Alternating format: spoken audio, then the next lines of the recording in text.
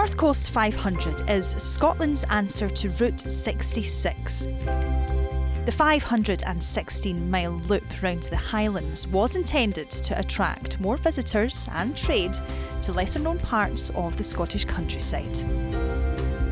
But now its rise in popularity is raising questions over whether or not it's sustainable. So, as the tourism and hospitality sectors find their feet again, we're hitting the road to find out if it will be the busiest summer yet for businesses and what that means for the people that live there all year round.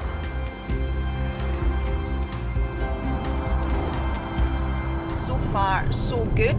The roads are all pretty quiet. We've seen a few cyclists, a few motorhomes and camper vans, but that's what you would expect on these roads. But there's not been any heavy traffic, no queues, and we should be in Durness in about an hour and a half's time. We have about 60 miles to go.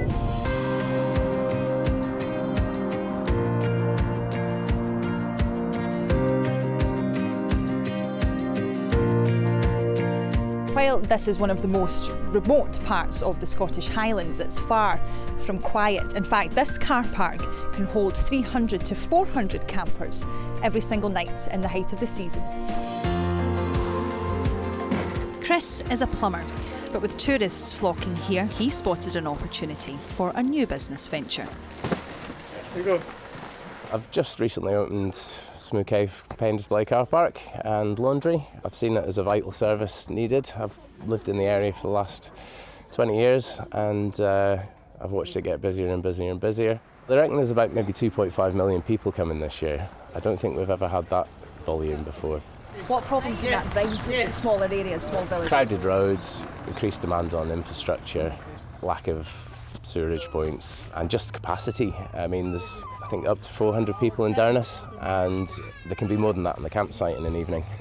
So. Hi there. Hello. Can I get you? But it's not just locals capitalising on the boom in tourism. Entrepreneurs from further afield are also heading to the route.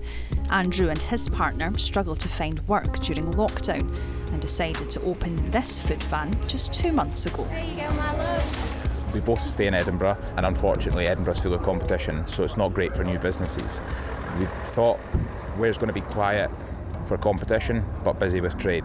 We hit up on the North Coast 500 at the start, and we were a bit worried because we thought maybe we've made the wrong decision here, and literally overnight it just went absolutely ballistic.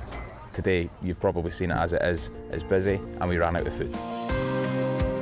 Andrew's van is situated just metres away from Smoo Cave. With attractions like this, it's easy to see why tourists flock to this part of Scotland.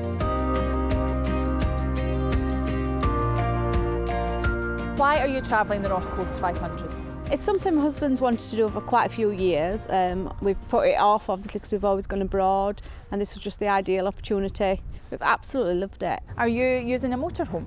We were going to use a motorhome and the wheel bearing broke, but we had bought a tent last week, so it was quite lucky. Have you had any problems booking campsites along the way? Last night in Durness was full, so we done our wild camping last night. So we are Italians and we live in Scotland. We couldn't go back to Italy because of COVID and my wife being on 8 months of pregnancy. So she's the one who took the decision, let's get a motorhome and do the NC 500, and here we are enjoying. Have you noticed a difference from those first few times that you did the North Coast 500? Huge, yeah, huge difference. It's so much more busier with people sort of coming in camper vans, coming and going into the site. If you told us that 2 years ago we'd been in a camper van for a week, we would have laughed it off, but it's actually been quite a fine change. What have the highlights been? Any funny stories? Not that we can share on camera, but just the scenery, to be honest. I knew Scotland was a bonny country, but not this good. It's just been phenomenal. Locals here say people are welcome, but more needs to be put in place to deal with the influx of visitors. I think it's good to see the visitors come in, but we are woefully underprovided with facilities, and the blame can be squarely put on the Highland Council because they neglected this part of the world for so long and continue to do so. It was only 2 years ago they came up with a crazy idea of closing all the toilets. It's one of the great success stories, or could be the great success stories, the 500. But, unless they put intellectual effort into it, followed by money, it's going to collapse or it's going to stutter along, but it's never going to achieve the potential that it could have. You've got to improve the roads. The roads are appalling. I mean, the last time I was on a road as bad as that was in West Ukraine. There are no facilities prepared for these people to come. Now, the people of Downess have nothing against the unwelcome people to come, but the problem is a single track road who's a disgrace. The Highland Council say they recognise the pressures the North Coast 500 brings, but say they're investing more than £28 million in Highland roads and have asked the UK government for extra funding to improve the route. While most people on holiday in the area act responsibly, a minority don't. We've seen lots of issues, for example, lots of littering. We've seen people using the outdoors as a toilet space. These things are not appropriate. That's not what we want here. We want people to be responsible. The message from Police Scotland is we will come and speak to you and we will deal robustly with you if you're complained about.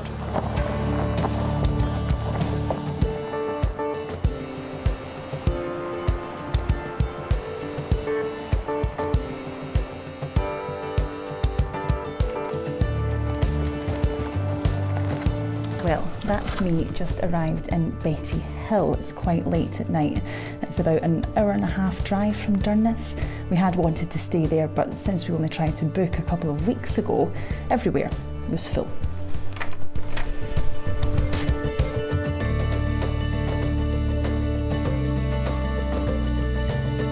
We're at 98% capacity.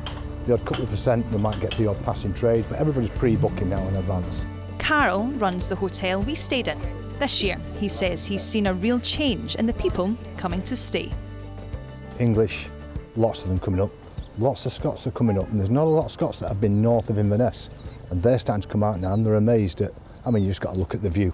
It's amazing. Would you say that locals are welcoming of the visitors that come here? Yeah, the majority, but they are the odd boy racers that are giving bad press. The biggest problem with it, roads are getting a bit chewed up. Last week my car was in the garage for 2 weeks after hitting a pothole. I had to get it recovered. And these big camper vans, they're an issue that needs addressing. Jane is a lorry driver. She says the number of vehicles on the roads are making her job increasingly difficult. I would say it's probably busier this year than it has been. There's a lot more camper vans and other vehicles on the road. Yesterday you said you passed through Ullapool. What problems did you encounter there? We're allowed to drive for 9 hours a day, and I didn't have very much time left on my clock. And when I got to where I could park the lorry in a safe place, the bays were all taken up by camper vans. You're a resident in Gairloch. Have you seen problems with wild camping and littering and things like that there? Yes, there's been an awful lot of that. You know, when you park at the side of a lay-by, you've got to watch where you put your feet now. And that never used to be the case. And the amount of litter is incredible. It's a similar story just along the route in Gairloch. But some camper vans are coming along and toileting in completely bang out of order areas with no regard for local people. It's coming, taking and not giving a right lot back. I'm sure that there are some business owners that are getting something out of it, but not local people.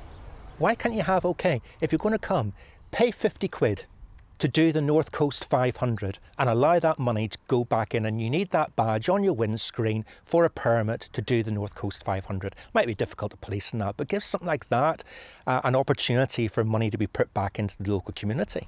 Sue, a seasoned camper herself, shares the locals' concerns at the rise of motorhomes on the roads. It takes away the peace and quiet, and you feel overwhelmed, I think, by them. I think it's the hire camper vans we've seen more than ever, and they're people who are not used to driving them as well. No holiday would be complete without a visit to the local gift shop. Hannah opened this sustainable store 6 months ago. Like other business owners, she believes the North Coast 500 route is good for this part of the country. For the second we opened, we were busy. Anything that brings more people up to an area of Scotland that isn't really known before and hasn't really been discovered is a great thing. So I think as opposed to telling people off, which just angers locals and angers tourists. Instead, we should look at a way that's much more inclusive and that we invite tourists to really become part of these communities that actually have not had this influx of people until very, very recently. So they're growing pains.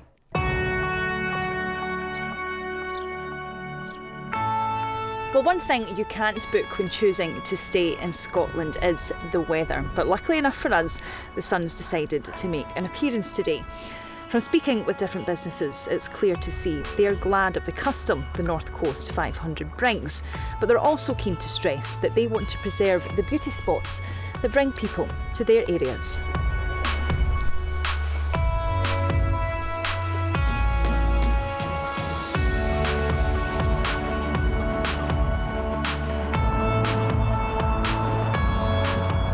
We're off to our final destination now, which is Applecross, and we've stopped to speak to some more locals along the way.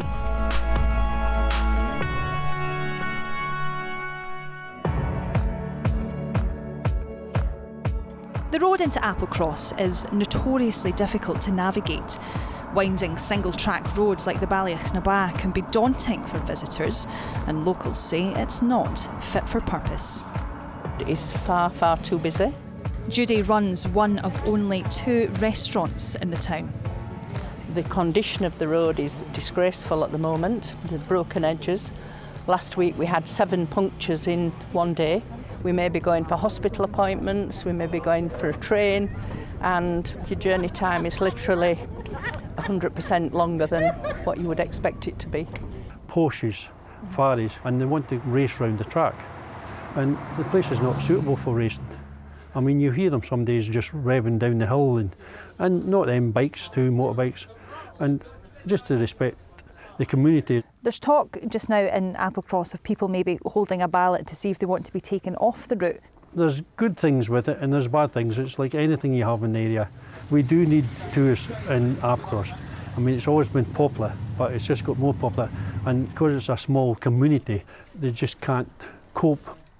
I've always been taught to say there's no such thing as bad business, and there isn't. All the tourists are welcome, but we really have had our, we're feeling quite broken at the moment. Despite the concerns of locals, the abundance of tourists in the town suggests that even if it's taken off the marketing of the route, Applecross won't return to being a best-kept secret. The scenery is stunning. Now that we've had some nice weather, that has been fantastic. How have you guys found driving that to here? Oh, lovely. Brilliant. Absolutely brilliant. A bit scary. Why exciting. What was scary about it? Well, I'm just a bit of a wuss, and he was driving.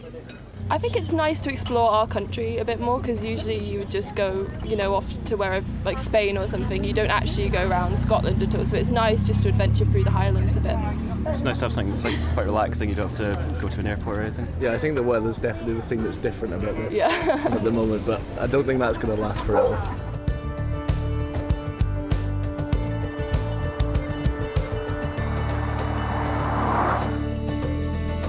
The North Coast 500 has undoubtedly brought more visitors and trade to the Highlands.